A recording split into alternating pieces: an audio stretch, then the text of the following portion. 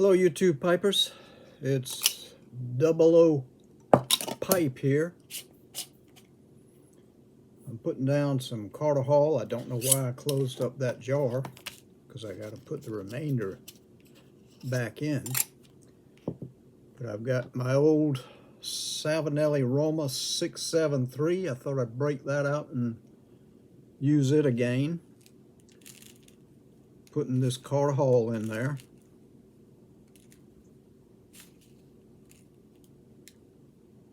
I think I like a stem that's a little longer than that. That's just a little too close to my face whenever that flame starts flickering up. But that's what we got, and I like the pipe. So we're gonna stuff it with tobacco. Get rid of the excess tobacco. Put it up and out of the way, and then we're going to try and get this thing to light.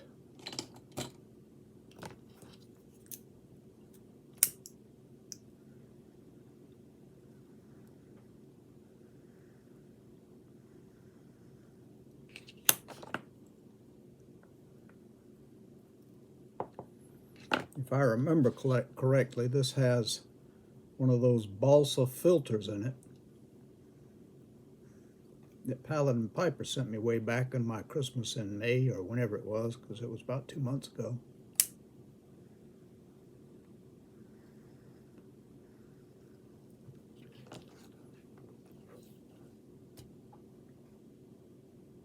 There you go. That was the same Yabo where I pulled that out of the box. I was asked about this if I had tried smoking it, and I had to be honest and say that I had put it in the back with the rest of the tobacco and forgot about it. Well, yesterday I pulled it up, emptied out about as much as I put in this pipe, stuffed it in the pipe,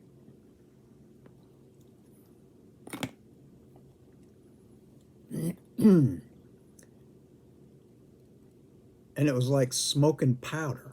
It was dry, and had no taste. It burned my tongue like crazy. After bragging that I didn't really have a problem with the tongue bite.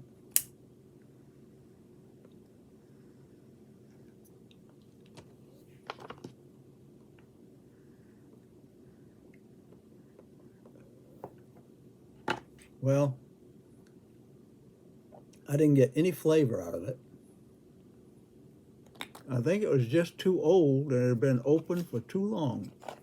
Now there's no vacuum seal with a tin like this, but this is really a lovely tin. And if it's possible to put some more moisture into these strips,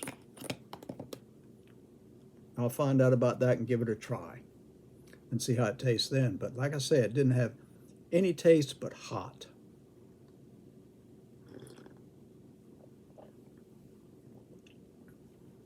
It didn't have a flavor at all like the velvet that I've been smoking. So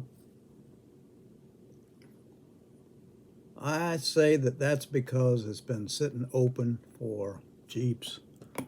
How many years is this? How old is this? Of course, it doesn't say anywhere on the tin how old it is. But it's way back there.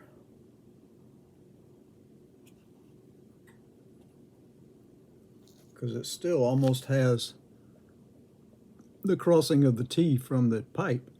Just a little off, but it's different from what it is now, because there's not even a pipe down there with smoke coming out of it. So it's pretty old. Anyway, I just wanted to give that a try since I had been asked, and like I say, I just forgotten completely about it because I put it in the back with the rest of the tobacco I had.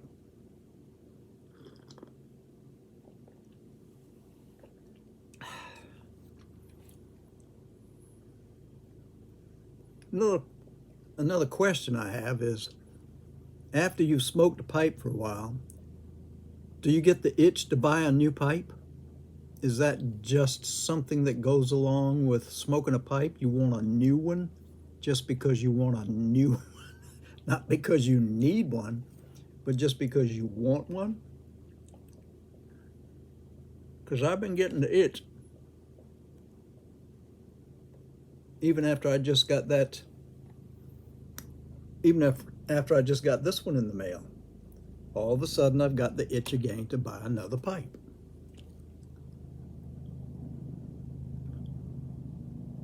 I don't know. I'm trying something different with this to see if I can get into this editing thing. So I don't know if it's going to work or not, but there should be a different entrance to this and exit whenever it comes across on YouTube. So be on the lookout for that. I'll be on the lookout for that. Y'all don't have to be on the lookout for that.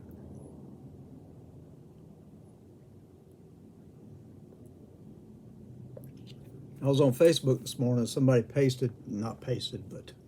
put some pictures of the history of Charleston in there, and they had a picture of Pine Haven,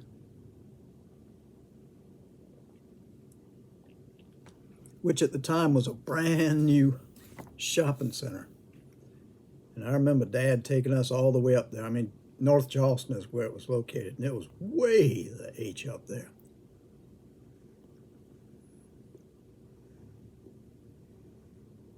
It must have been 1960 because I remember my grandparents were visiting at the time. And we went up there.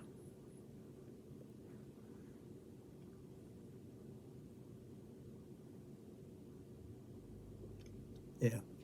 Sorry, I get lost in trying to pull those memories back from the back of my skull.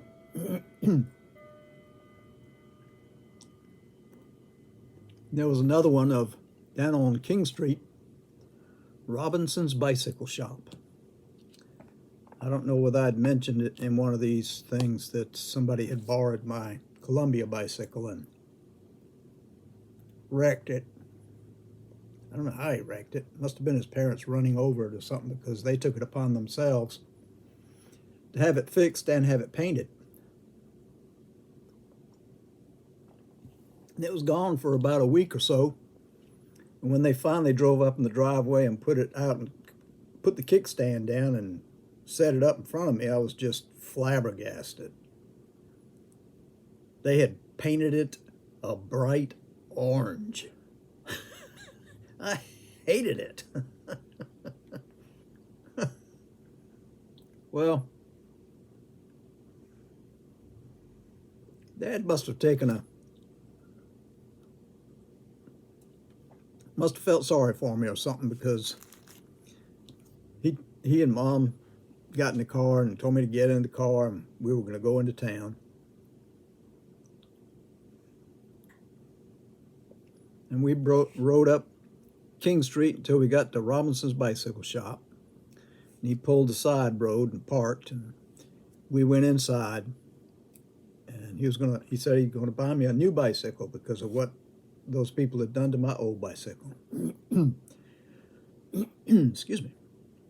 So naturally, I was heading over to the Columbia bicycle side.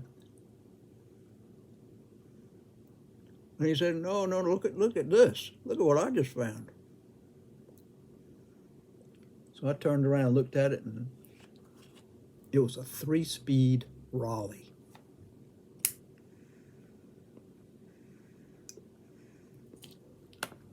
I had never seen anything like it. English bicycle. Thin bicycle, thin tires with a light on the front that was run by a generator that you pressed against the tire in the back, and as the tire went around, the generator produced electricity which went to the light, and boom, you could see at night until you slowed down.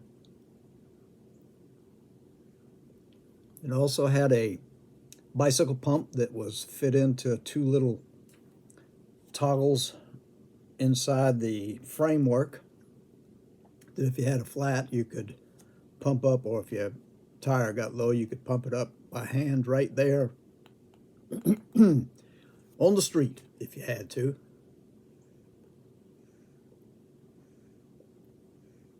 And it had first, second, and third gear.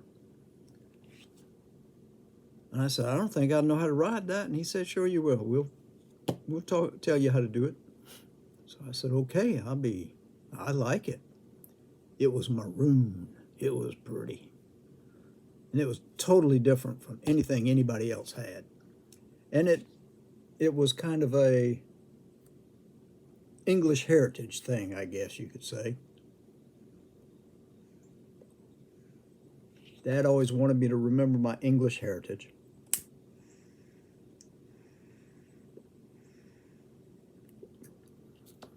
And I looked at the price of it and I said, you sure you want to get this for me? Because Dad was notorious for getting the least expensive quality product.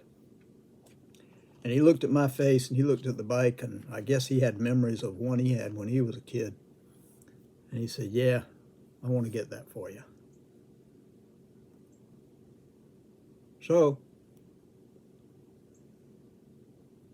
he went up there and paid for it, and we rolled it out of the store and over to the car and put it in the trunk. And I just couldn't wait to get home.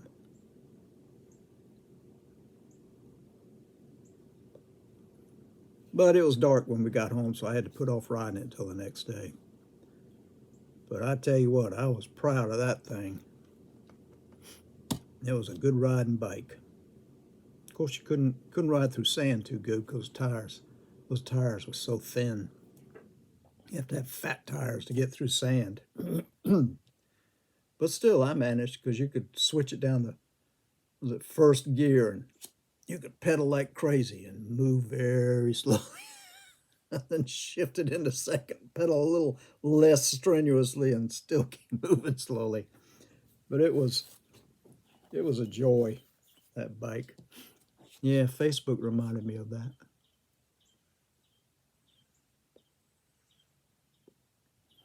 And it was another point was that Dad wanted to buy it for me, and he took me over there to check it out and see what I thought of it. I don't know if he knew they had them or he just happened to see it when we were there. I don't know, but it was, like I say, it was a fantastic bike. Only thing was, if I was trying to sneak up on somebody and had my light on, they knew exactly who it was, because the slower I went, the dimmer it got, because that little generator is what gave it the juice. I just thought that was another cool addition to that bike.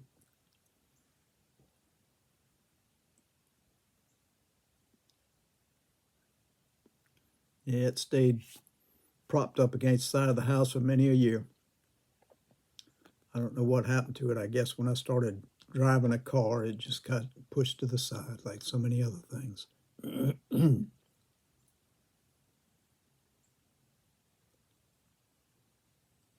But that Columbia that I rode for so many years as a kid, I was just horrified at what they had done to it whenever they had it fixed and brought it back, had it painted that awful orange. Oh, it was awful. But got me a new bike. Had a little tiny adventure with Dad and Mom. Mom was there too, but Dad was kind of the main figure at this particular moment when he was getting that bike. Excuse me.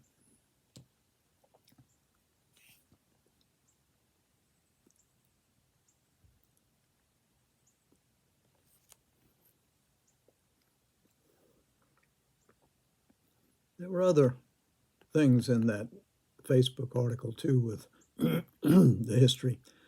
We had a history of South Windermere, which is up here on Folly Road, just over the bridge. And that was the first shopping center that I remember. And we used to ride up there on our bikes because traffic wasn't that bad back in those days. But we'd ride up there, and I think I bought my first record going up there on a bicycle.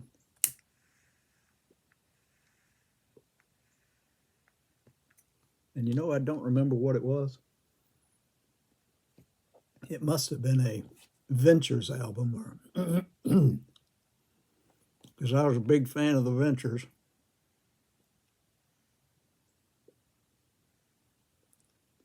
A band with several guitars, drums, and I think that's all it was guitars and drums.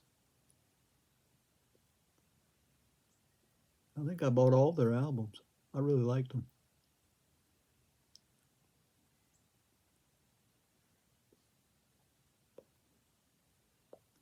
And then, of course, there was Dwayne Eddy,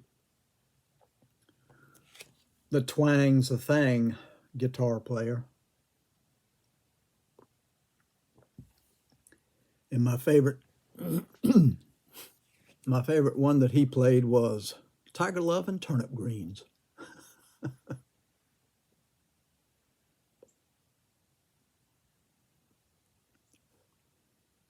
Wow.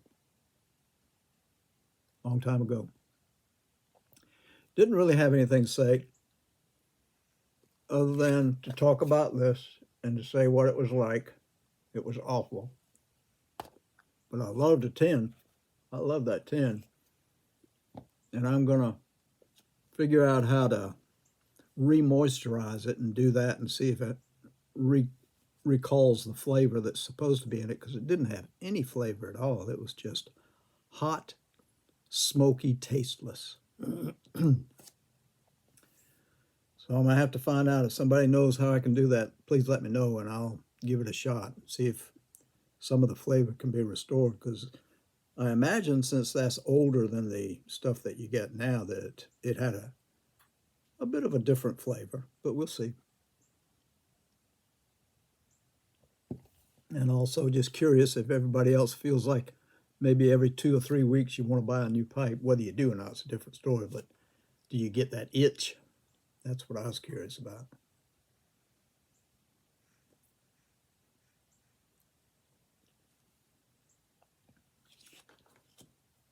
I'm going to try and light it again.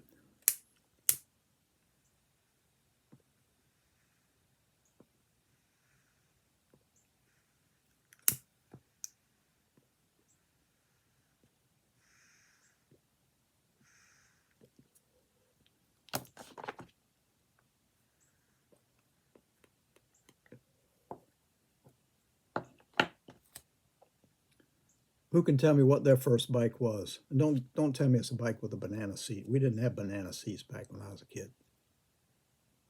You either had one of those large for your behind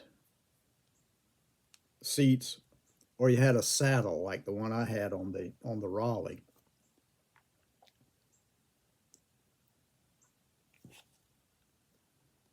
I think banana seats came in when my son started riding a bike. But anyway, just curious.